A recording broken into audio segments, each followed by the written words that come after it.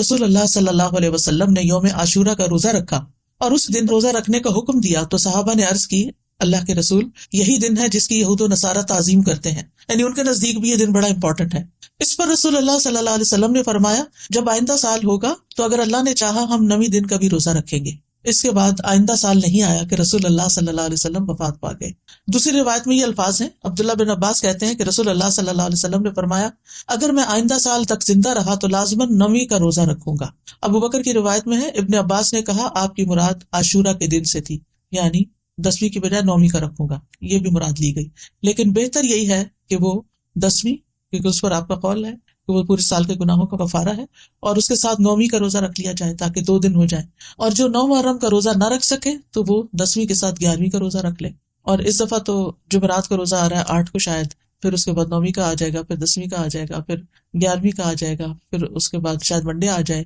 پھر اس کے بعد ایام 20 آ جائے، تو جمعرات سے جمعرات تک پورا عشرہ ہی افضل بن جاتا ہے۔ اور اسی طرح چاند کی تاریخ میں غلطی کا اندیشہ ہو تو 3 دن روزہ رکھ لیں، 9، 10، 11 کو رکھ لیں، تو اس بات میں کوئی رکاوٹ نہیں کہ 10ویں تاریخ کے بارے میں احتیاط برتی جائے۔ بعض اوقات اختلاف مطالعے کی وجہ سے لوگ کنفیوژن کا شکار ہوتے ہیں، آپس میں جھگڑتے ہیں آج 9 ہے یا آج 10ویں ہے، آج کیا ہے کیا نہیں، تو ایسی صورت میں اگر انسان ایک دن پہلے کا روزہ بھی رکھ لے تو کوئی حرج نہیں۔ بعض علماء کے نزدیک عاشورہ کے روزے کے 3 مراتب ہیں۔ پہلا 3 دن روزے رکھنا، مرتبہ کا مطلب یہ کہ بلند درجہ ہے، 9، 10 اور 11 کا روزہ رکھنا، اور اس بارے میں ایک ضعیف روایت بھی بیان کی جاتی ہے، اور بعض سلف صالحین سے بھی وارد ہوا ہے کہ وہ احتیاط کے طور پر ایسا کرتے تھے۔ دوسرا درجہ کیا ہے؟ 9 اور 10 کا روزہ رکھنا، اکثر احادیث اس کی تائید کرتی ہیں اور اسی کے بارے میں سنت وارد ہوئی، جیسے میں نے پہلے حدیث بتائی آپ کو۔ اور تیسرا ہے صرف 10 کا روزہ رکھنا، اور ایسا کرنا جائز ہے، مکروہ نہیں ہے، یعنی جن کو اللہ تعالیٰ توفیق دے تو وہ اعلیٰ درجے کا کام کرے، 3 دن روزہ رکھے، 9، 10، 11۔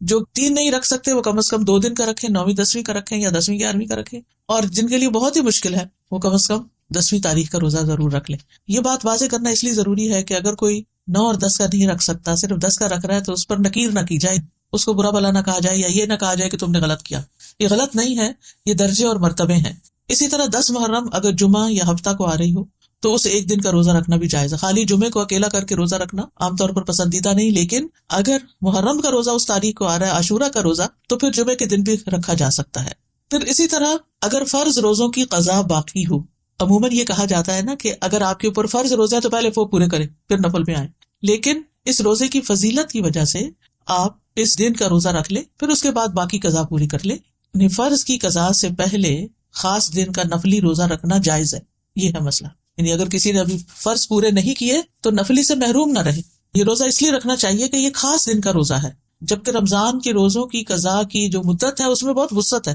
اس کی بریکٹ بڑی ہے۔ بعض علماء کے نزدیک عاشورہ کے روزے کو فرض کی نیت سے رکھا جا سکتا ہے، یعنی قضا بھی رکھی جا سکتی ہے، یعنی 9، 10 کا اگر وہ قضا کے اس میں رکھ سکتا ہے، لیکن یہ بعض کی رائے ہے، وہ کہتے ہیں کہ قضا صحیح ہوگی اور ساتھ ہی 10ویں تاریخ کو روزہ رکھنے کا ثواب بھی ہو جائے گا۔ یہ شیخ ابن عثیمین کا فتویٰ ہے، ان کے خیال میں ایسا کیا جا سکتا ہے۔